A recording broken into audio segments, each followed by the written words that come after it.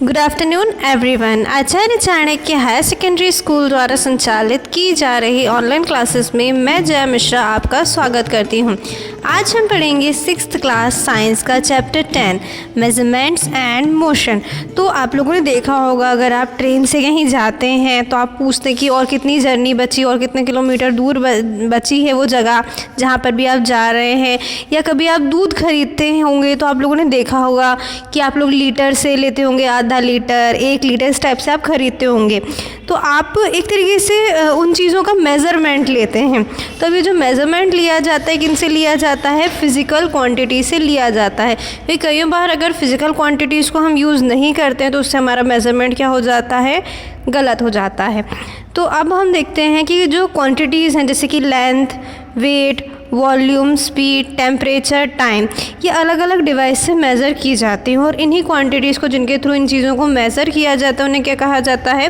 Physical quantities कहा जाता है। पहले के समय में क्या होता था कि लोग कुछ भी अगर उनको लंबाई नापनी है तो अपने हाथ से या पैर से, आर्म स्पैन से या हैंड स्पैन से नाप लिया करते थे। इससे क्या होता था कि जो मेज़रमेंट रहती थी वो गलत भी आती थी और अलग अलग आती थी।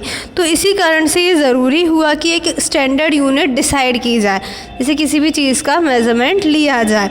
तो अब हम पढ़ते हैं स्टैंडर्ड यूनिट के बारे में। अब 1960 में General Conference of Weights and Measure ने ये सजेस्ट किया कि एक कॉमन सिस्टम इवॉल्व होना चाहिए जिसको कि सारी कंट्रीज़ यूज़ करें मेज़रमेंट के लिए।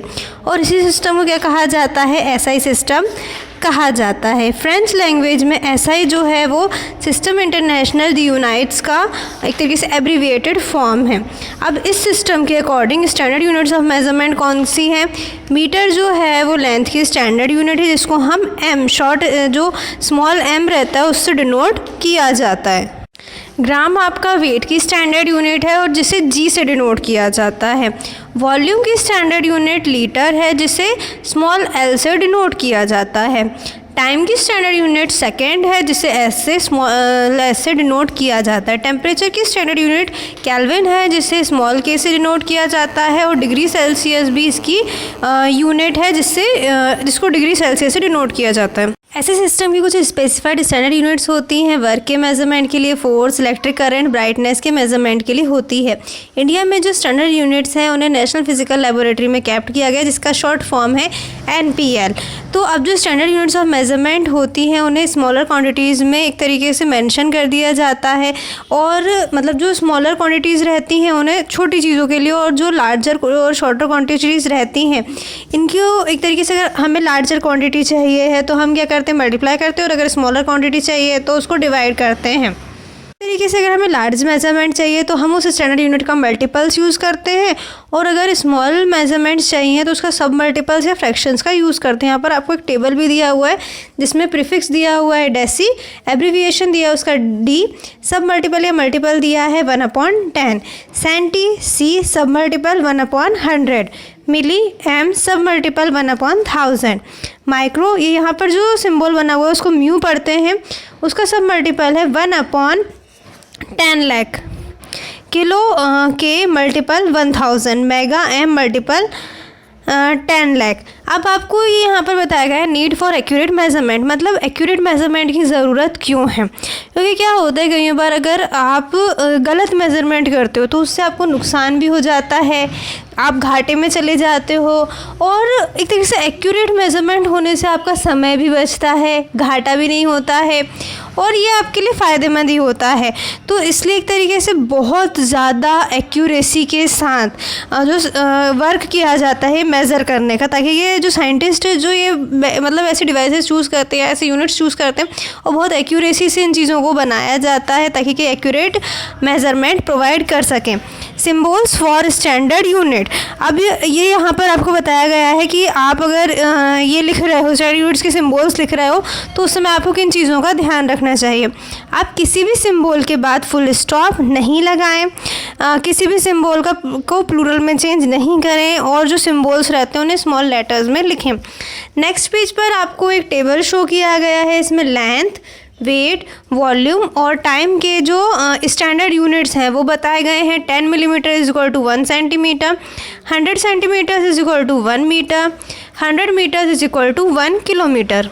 मास को मेज़र करने के लिए आपको बताया गया है यहाँ पर स्टैंडर्ड यूनिट्स। तो 1000 milligram is equal to 1 gram, 1000 gram is equals to 1 kilogram, 100 kilogram is equals to 1 quintal, 10 quintals is equal to 1 metric ton.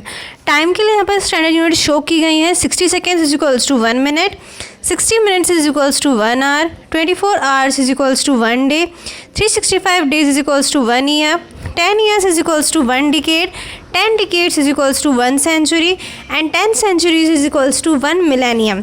Measurement of length, तो आप कभी भी लेंथ को मेज़र करते हो तो उसमें उसकी ब्रेथ, डेप्थ, थिकनेस, हाइट, ये सारी चीज़ें इंक्लूड करती हैं। जैसे कि आपने स्केल्स पर भी देखा होगा, मेजरिंग टेप्स पर देखा होगा, हम यूज़ करते हैं इन चीज़ों का किसी भी चीज़ की लेंथ को जानने के लिए। अब कभी भी किसी भी चीज़ को हम लेंथ उसकी मेज़र करते हैं तो उस समय क्या ध्यान रखना चाहिए?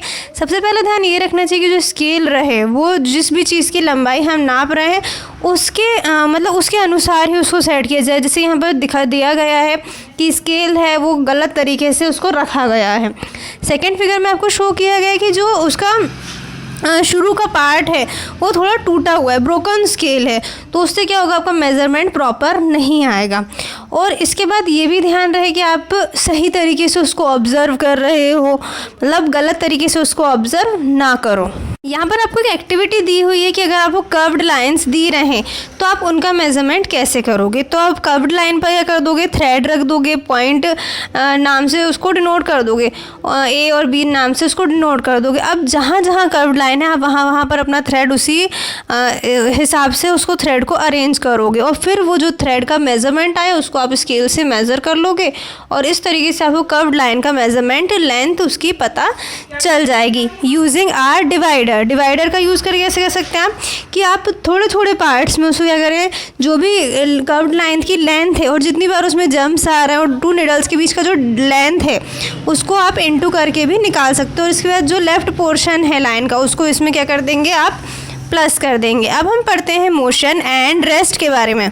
मोशन एंड रेस्ट के बारे में हम पढ़ते हैं तो आप आपके आसपास जब कई सारी चीज़ें देखते हैं तो कुछ चीज़ें क्या होती हैं मोशन में, मतलब चलायमान होती हैं, कुछ चीज़ें क्या होती हैं रेस्ट में होती है। यूजुअली जो नॉन लिविंग थिंग्स होती है जब तक हम उन पर कोई फोर्स अप्लाई ना करें तब तक वो किस पोजीशन में रहती हैं, रेस्ट में रहती हैं।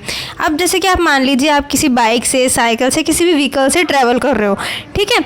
अब आप ये देखते हो कि जो आपके आसपास की चीज़ें, आपकी बाइक या जो भी जिस व्हीकल से आप ट्रैवल कर रहे हो वो तो चल रहा है, वो मोशन में है, लेकिन जो दूसरी चीज़ें हैं वो कैसे हैं, रेस्ट में है।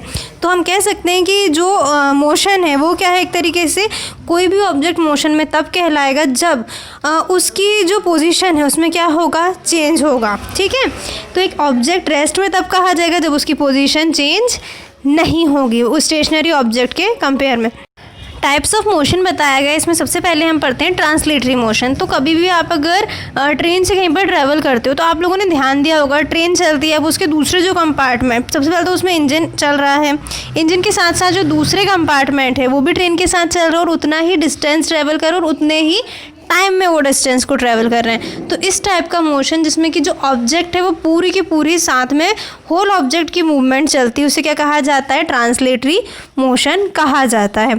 हमें ऐसा लगता है कि जो ट्रेन है वो क्या है, स्ट्रेट लाइन में ट्रैवल कर रही है, लेकिन क्या होता है एक्चुअली उसका कर्व्ड पाथ रहता है और इन दोनों केसेस में क्या चल रहा है, ट्रांसलेटरी मोशन चल रहा है।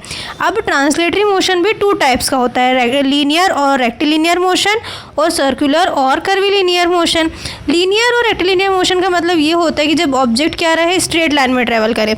जैसे कि अगर मान लीजिए कोई पेड़ से फल गिरता है तो वो एकदम सीधा गिरा तो वो क्या हो गया, लीनियर मोशन। अगर आपने बंदूक से गोली चलाई तो वो भी स्ट्रेट ट्रैवल होगी तो वो भी क्या कहलाएगा, लीनियर है, रेक्टिलिनियर मोशन कहलाएगा। सर्कुलर और कर्वीलिनियर मोशन तब कहा जाता है जब ऑब्जेक्ट जो है वो कर्व्ड पाथ में ट्रैवल करता है। जैसे आपने एक बॉल है उसको आपने धागे से बांध दिया, अब वो जो रहेगा वो सर्कुलर मोशन में ट्रैवल करेगा, है ना। तो ऐसे ऑब्जेक्ट्स क्या कहलाते हैं, सर्कुलर या कर्वीलिनियर मोशन में कहलाते हैं। रोटेटरी मोशन, अब आप जब जो टॉप आता है ना उसको आप स्पिन करते हो तो वो लगातार घूमता रहता है, तो इस तरीके की मोशन को क्या कहा जाता है, रोटेटरी मोशन कहा जाता है। जैसे हेलीकॉप्टर के जो पंखी घूमती हैं, ब्लेड्स घूमती हैं, या जो आप लोग जाइंट व्हील पर बैठते हो उसमें जो मोशन होता है वो भी क्या कहलाता है, रोटेटरी मोशन। इवन हमारी अर्थ जो है जिस एक्सिस पर वो रोटेट होती है वो भी क्या कहलाता है, रोटेटरी मोशन कहलाता है।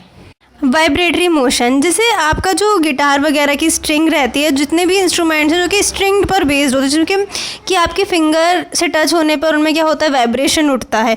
तो मतलब वो एक तरीके से कि स्पीड में लगातार क्या होती है, उसमें मोशन जो चलता है उसे क्या कहा जाता है, वाइब्रेटरी मोशन कहा जाता है।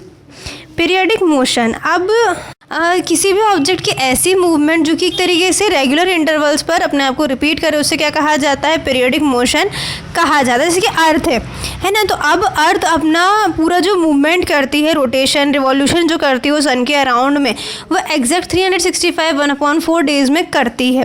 और इसी तरीके से जो मून का मूवमेंट होता है वो भी क्या है, एक तरीके का पीरियडिक मोशन का एग्जाम्पल है। और जो हमारी घड़ी का जो हैंड्स रहते हैं उनका मूवमेंट भी क्या है, एक तरीके से पीरियडिक मोशन है। इसी के साथ आपका ये चैप्टर फिनिश हुआ। Thank you. कोरोना से जंग में आचार्य चाणक्य हायर सेकेंडरी स्कूल आपके संग में।